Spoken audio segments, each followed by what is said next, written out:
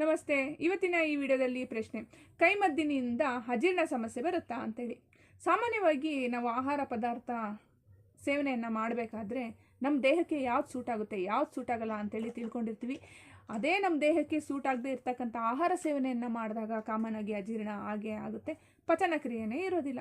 ಅದೇ ಪ್ರಕಾರವಾಗಿ ಕೈಮದ್ದು ಬಿದ್ದಾಗ ಏನಾಗುತ್ತೆ ಅಂತ ಅಂದರೆ, ನಮ್ಮ ಆರ್ಗನ್ಸ್ಗಳು ಫಂಕ್ಷನ್ಸ್ ಏನೇನು ಕೆಲಸ ಮಾಡ್ತಾ ಇರುತ್ತೋ ಅದು ಸರಿಯಾದ ರೀತಿಯಲ್ಲಿ ಕೆಲಸ ಮಾಡೋದಕ್ಕೆ ಆಗೋದಿಲ್ಲ.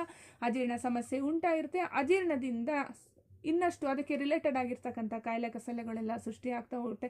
ಹೊಟ್ಟೆಲೆಲ್ಲ ಗೊರಗೊರಂತ ಅನ್ನೋದು, ಜೀರ್ಣಕ್ರಿಯೆ ಆಗೋದಿಲ್ಲ, ಮೋಷನ್ಗೆ ಹೋಗೋಕ್ಕಾಗಲ್ಲ, ಇಲ್ಲಾಂದರೆ ಲೂಸ್ ಮೋಷನ್ ಆಗೋವಂಥದ್ದು, ಇಲ್ಲ ಮೋಷನ್ ಗಟ್ಟಿ ಹಿಡಿಯೋವಂಥದ್ದು, ಈ ಥರ ಎಲ್ಲ ಸಮಸ್ಯೆ ಉಂಟಾಗ್ತಾ ಹೋಗುತ್ತೆ. ಈ ಮದ್ದಿಡಿ ಹಾಕಿದಾದ್ಮೇಲೂ ಕೂಡ ಅಷ್ಟೇ ನಮ್ಮ ಆರ್ಗನ್ಸ್ಗಳಲ್ಲೂ ಎಫೆಕ್ಟ್ ಕೊಡುತ್ತೆ, ಕೆಟ್ಟ ಎಫೆಕ್ಟು. ಸೊ ಹಾಗಾಗಿ ಆವಾಗಲೂ ಕೂಡ ಅಜೀರ್ಣ ಸಮಸ್ಯೆ ಉಂಟಾಗುವಂತಹ ಸಾಧ್ಯತೆ ತುಂಬಾ ಇರುತ್ತೆ.